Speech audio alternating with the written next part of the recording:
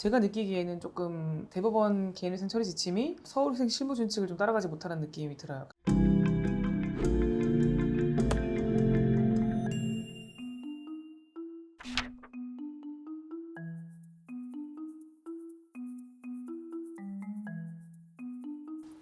뉴스를 봤는데 그 9월 1일자로 개인회생 관련해서 변경된 게 있다고 하는데 네. 뭔가요? 대법원에서 개인회생 사건 처리 지침을 22년도 4월 달에 개정을 했고 시행이 이제 9월에 된 거예요. 그래서 우리가 이제 계속 실무준칙 이렇게 얘기했던 것들은 서울회생법원 실무준칙이에요. 그러니까 서울회생법원의 회생위원들이 서울에 접수한 사건을 관리하는 기준이었다면 지금 제가 설명드리는 거는 이제 대법원에서 개인회생 전체 사건을 처리하는 지침이기 때문에 전국적으로 적용되는 거거든요. 이제 개정 이유부터 설명을 드리면 경제적 위기에 놓인 채무자의 재기 지원을 위하여 개인회생 신청의 편의를 증대하고자 관련 법리 및 실무에 맞게 제출 서류를 정비하고 서류 제출을 간소화할 수 있는 장치를 마련한다. 이게 이제 개정 이유인데요. 결국은 이제 서류 제출이 조금 더 건소해졌다라고 개정 이유를 보면은 그렇게 이해할 수도 있는데 제가 느끼기에는 조금 대법원 개인회생 처리 지침이 서울회생 실무준칙을 좀 따라가지 못하는 느낌이 들어요. 그러니까 서류 제출이 간소화됐다고 하는데 오히려 서류가 더 많아지거나 또는 비슷하거나 유의미하지 않거나 이런 것들이 몇 가지 있어서 물론 이제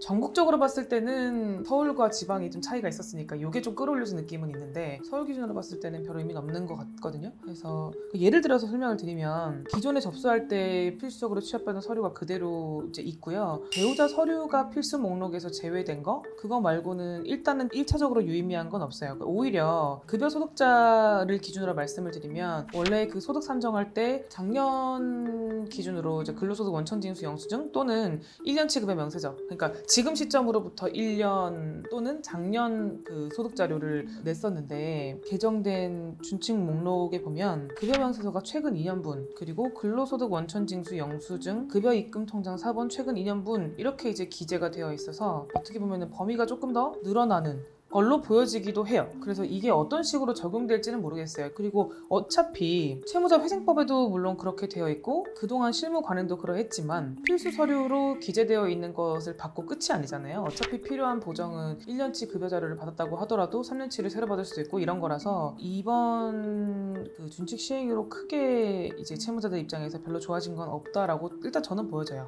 앞으로 어떻게 실무가 조금 더 완화돼서 바뀔지는 모르겠지만 다만 가장 유의미하다고 보면 이제 배우자 서류겠죠. 서울 기준으로 봤을 때는 배우자 서류를 조금 덜 보긴 했었고 배우자의 서류나 또는 배우자의 재산이 기본적으로 2분의 1이 무조건 청산가치에 반영되지 않았다면 지방은 반영되는 관행들이 있다고 했잖아요. 그러니까 좀 완화되지 않을까? 예를 들어서 배우자 서류 내라 라고 했을 때 배우자 서류가 필수가 아니다 라고 뭐 얘기를 해볼 수 있다든지 아니면 처음부터 회생위원이 배우자 서류를 요구하지 않는다든지 이런 식으로 조금 완화되지 않을까라는 생각은 좀 하고 있어요. 그리고 대전지방법원의 경우에는 또 대전지방법원의 특징을 설명드리겠지만 다른 법원과 달리 받는 필수 서류들이 있어요. 목록이 따로 돼 있거든요. 그 목록에 있는 것들은 무조건 준비를 해야 접수가 되는 그런 법원인데 지금 요 시행으로 인해서 필수 제출 목록이 바뀌었어요. 그러니까 다른 법원들도 조금 더 완화되지 않을까라는 생각을 하고 있고요. 어떤 식으로 바뀌었냐면은 원래 그 자료 제출 목록이라는 게 없었는데 그 자료 제출 목록이라는 거를 신설해서 전국적으로 통일하는 방식을 마련을 했고요. 그거를 기준으로 각 법원이 필요하다면 서류를 가감하는 방식으로